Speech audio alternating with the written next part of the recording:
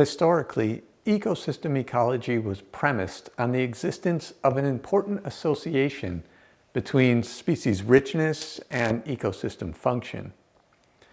Species-rich systems tended to be more productive with higher rates of nutrient cycling, more stable and better able to recover from disturbance, even more resistant to invasion.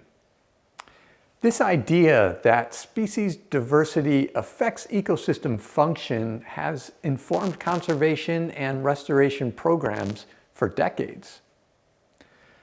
But what if adding species doesn't necessarily add anything new? What if ecosystem function depends less on which species are present and more on their functional role in the system?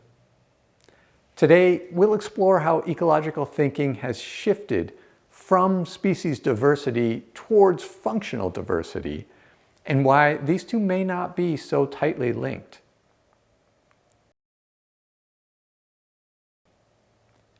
Ecosystem function broadly refers to processes such as productivity, nutrient cycling, decomposition, etc. Historically, there's been much research concluding that ecosystems with greater taxonomic diversity tended to perform these functions at higher rates.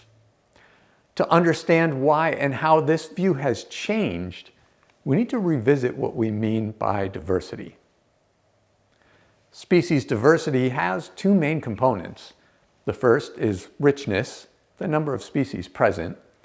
The second is evenness, the proportional abundance of individuals of these different species.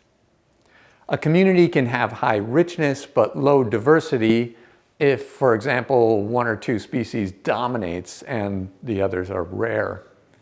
Conversely, a system with few species can still be quite diverse if those species occur in similar abundances.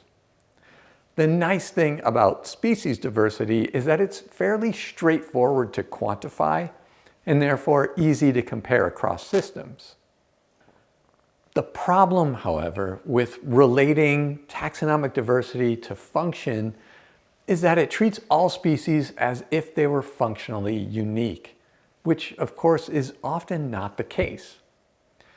In a 2003 paper, Naim and Wright stated, "The functioning of an ecosystem is not governed by the phylogenetic content of its biota, but by the functional traits of individuals."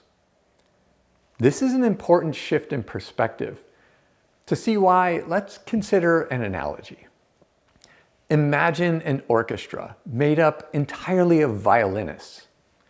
They may be different in age and size, even playing style, but they're all playing the same instrument and from the same sheet music. Adding more violinists increases the number of players, but does nothing for the range of tones the orchestra can play. Compare that to a full orchestra with strings and brass and percussions and woodwinds. Each instrument plays a distinct role, and each occupies a different part of the overall sound space. Together, they produce a much richer performance. This is similar to the idea behind functional diversity.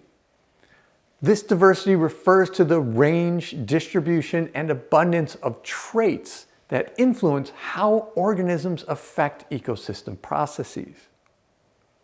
So what are these traits? Well, examples might include body size, growth rate, rooting depth, nitrogen content, feeding mode, etc. The combination of traits leads to species-specific function. Once we start thinking in terms of traits, three key questions become apparent. First, is species diversity actually a good predictor of functional diversity? If not, how does the relationship between these two vary across systems?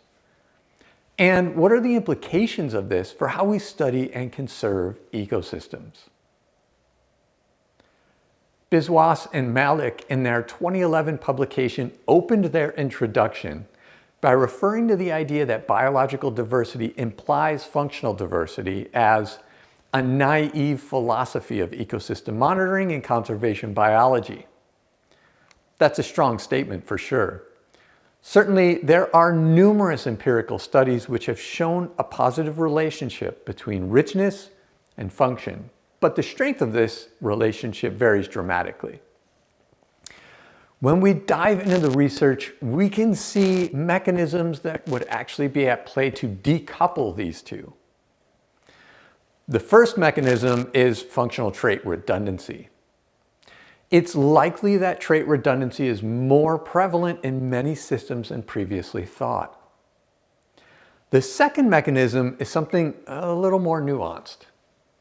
A recent paper by Barabas et al. Suggested that in species-rich communities, eco-evolutionary pressure can constrain species to a more narrow functional breadth as a way of minimizing competition.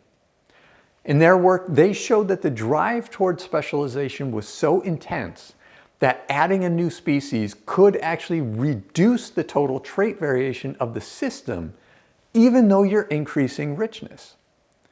So this could have the overall effect of weakening or even reversing any kind of positive relationship between taxonomic diversity and functional diversity. This leads us to our second question. If one does not necessarily predict the other, then how does the relationship between these two vary across systems? Well, as you might guess, some ecosystems have high species richness, but relatively low functional diversity. Certain coral reef fish assemblages, for example, contain many species that essentially perform very similar trophic roles. This leads to a lot of functional redundancy and an overall weak relationship between the two. In contrast, species-poor systems, such as those often found in the Arctic tundra, for example, can exhibit extreme functional differences among just a handful of species. The relationship between species diversity and functional diversity varies across systems depending on context. And that context can include land use history, disturbance regimes, perhaps most importantly, which traits a researcher selects for study. That brings us to our final question. What does this mean from a conservation perspective?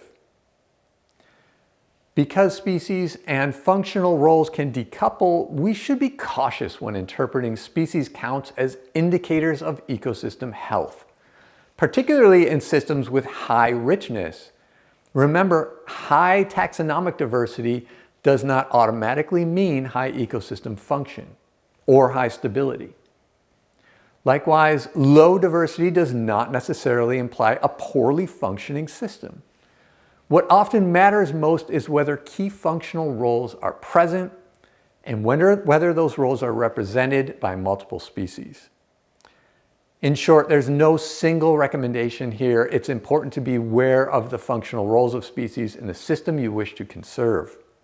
I would caution anyone who might assume that adding more species, even if they're natives, is necessarily going to have a positive impact on the system overall. The takeaway is not that species diversity doesn't matter. Rather, that ecosystem function is often better predicted by the diversity of traits than by the number of species alone. Throughout this video, I've pitched this as if it were a relatively new idea, and for some this may be the case, but in reality this isn't new at all. This idea has been around for decades. Indeed, the Journal of Functional Ecology launched way back in 1987.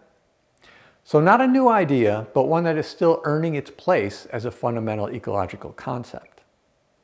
In future videos, we'll explore how functional diversity is measured and how different metrics capture different aspects of ecosystem function.